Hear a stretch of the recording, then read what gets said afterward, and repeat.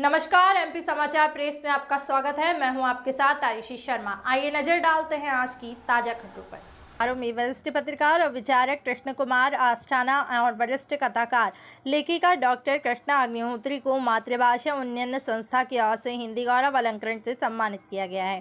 कार्यक्रम के मुख्य अतिथि मध्य प्रदेश सरकार के कैबिनेट मंत्री तुलसी सिलावट, वरिष्ठ पत्रकार वेद प्रताप वैदिक और प्रेस क्लब अध्यक्ष अरविंद तिवारी थे।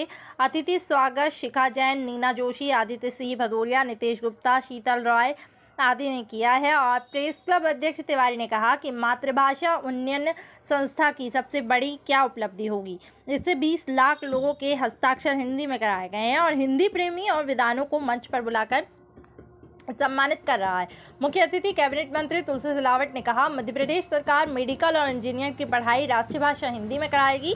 इसकी शुरुआत हो गई है और अभी देश भर के हिंदी विद्वान, भाषाविद और विषय विशेषज्ञ हिंदी भाषा में पुस्तकें लिख रहे हैं। उन्होंने आगे कहा, इंदौर कला, शिक्षा, संस्कृति, आस्था, विश्वास और स्वच्छता की नगरी है।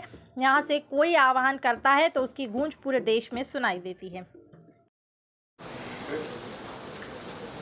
मंच पर विराजमान बहन कृष्णा जी और आस्थाना जी भी कृष्णा जी, कृष्ण कुमार जी आस्थाना, दोनों भगवान कृष्ण हमारे सामने बैठे। तिवारी जी और हमारे भाई तुलसी सिलावट जी का तो आज पता नहीं, शायद 30 या 40 या हो सकता है ये छोटे बच्चे थे तब इनका भाषण सुना होगा। आज सुन के और इनको मैं तुलसी जी बोलूं तो मुझे इनको भी दिक्कत होगी और मुझे भी मन में बुरा लगेगा कि मैं अपने छोटे भाई या पुत्र तुल्य तुलसी को तो छोटे बच्चे थे तब से जानता हूँ। मुझे इतनी खुशी हुई है आज सबको सुन के। और ये भाई जो अर्पण है और शिखा है, ये तो कमाल कर रहे हैं, दोनों अद्भुत। बैठो बैठो बैठो। मतलब मुझे लगता है कि इंदौर में ऐसे ऐसे लोग हैं, ऐसे अद्भुत लोग। ये शहर ही अद्भुत है। यहाँ मेरा पूरा बचपन बीता और अब से 65 साल पहले मैं जेल में गया हिंदी आंदोलन। मेरी उम्र 12-13 साल थी। यहाँ से सत्याग्रह करने दिल्ली गया, फिर करनाल में जाके सत्याग्रह किया और पटियाला जेल में रहे। और उस जेल में कई मंत्री, कई साधु सन्यासी, उनमें से अभी 2-4 लोग जीवित हैं, 90-90 साल के हैं, तो उनका आशीर्वाद मुझे मिलता रहता है। लेकिन हिंदी के लिए इस समय मध्य प्रदेश की सरकार जो जबरदस्त काम कर रही है, हमें गर्व है कि देश की कोई सरकार नहीं कर। और मुझे बड़ी खुशी है कि तुलसी जी ने उसका जिक्र कर दिया। और तुलसी सिलावट हमारा गौरव है। इस बच्चे ने, अभी मैंने तुलसी जी से पूछा, मैंने कहा तुलसी ये बताओ, जब तुमने मिलावटखोरों को पकड़ा था तब तुम कौन से मंत्रालय में थे? तुलसी ने कहा कि भाई साहब मैं स्वास्थ्य मंत्रालय में था, है ना? है? क्या गजब का काम किया। मैंने दिल्ली में बैठ के लेख लिखा। मुझे शिवराज जी का भी फोन आया, कमलनाथ जी का भी फोन आया। मध्य प्रदेश के कई मंत्रियों ने, मुख्यमंत्रियों ने, पूर्व मुख्यमंत्री, आपके मुख्यमंत्री, सब ने मुझे फोन किया। यह राज्यपाल कौन थे? वो हमारे टंडन जी ने फोन किया मुझे। आज इस कक्ष में बैठे हुए, मंच पर बैठे हुए बुद्धिजीवियों और मान्य लोगों के साथ कक्ष में बैठे हुए बुद्धिजीवियों को नमन करती हूँ।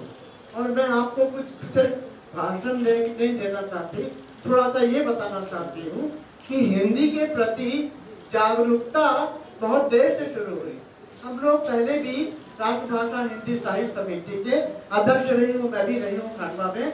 लेकिन क्या हुआ कि हमें केंद्र ने कुछ लोगों को भाषा के प्रचार के लिए भेजा।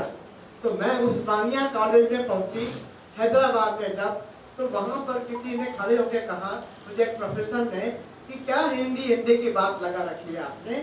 आप तो यूपी के लोग ही लोटेधारी और जटाधारी ही हिंदी जानते हैं, हम नहीं जानते हैं, तो कोई मतलब नहीं। तो मैं दंग रह गई। मैंने कहा भाई मैं हिंदी का प्रचार थोड़ी कर रही हूँ, हिंदी अच्छी भाषा है और मैं तो मध्य प्रदेश की रहने वाली हूँ और राजस्थान में पैदा हुई हूँ, तो मुझे तो कोई लेना देना नहीं इस बात से। तो वो चुप हो गए। इसी प्रकार से हिंदी एक ऐसी भाषा है जो सरल होते हुए भी छोटे छोटे बात कह सकती है। जैसे मैं आपको उदाहरण रूप में कहती हूँ कि मुझे मेरे एक कुंभन जी ने मुझे कहा कि आप आइएगा वर्ष। 2 शब्दों में उन्होंने मुझे जिस कायदा से अनुरोध किया उसके बाद मैं यहाँ आई हूँ और मुझे बड़ी खुशी है कि उन्होंने मेरा नाम प्रस्तावित किया। इसके अतिरिक्त दूसरी बात यह है कि मुझे देवपुत्र में जब मुझे कोई काम नहीं मिल रहा था, यहाँ पर सब लोग कह रहे थे अरे खंडवा की हो और लेखक हो, आपको क्या काम थे, ऐसा काम थे। उस समय ताम्रकर जी हमारे एक मित्र थे, उन्होंने कहा कि कृष्णा जी को काम जरूर मिलना चाहिए। तो उन्होंने अस्थाना साहब से कहा और अस्थाना साहब ने मुझे बुला के कहा स्वागत है। 2 शब्द, केवल 2 शब्द स्वागत है। और इसके पश्चात एक बार मेरे भाई की डेथ हो गई और मैं घर में बैठी रो रही थी। उस समय विकास दबे आए वहां पर, बहुत तेजी से आए। तो मैंने कहा ये क्या हो रहा है, इतनी तेजी से क्यों आ रहा है? तो मेरे पास आके उन्होंने कंधे पे हाथ रख के कहा हम है ना, 3 शब्दों में और 2 शब्दों में अपनी बात कहना ये हिंदी को ही गौरव प्राप्त है और भाषाओं को नहीं होता है। और घटना आपको बताती हूँ मैं कि क्या हुआ। इसके पश्चात जब हम हिंदी में लिखने और पढ़ने लगे तो हमारे कुछ मित्रों ने हमसे कहा कि कृष्णा जी आप तो कैसा लिख रही हैं, कैसा क्या कर रही हैं, आपने कथा लिख दी आपने और ये करा ना वो करा, लेकिन आपका कथा लिखना इतना सरल नहीं है। अभी वैदिक जी ने मुझसे वही बात कही, तो उनसे कोई सरल नहीं है, लेकिन मैंने प्रयत्न किया। अब प्रयत्न से पठनीयता से लेखक को पहचाना जा सकता है। आपने अगर हमें पढ़ा नहीं तो आप हमें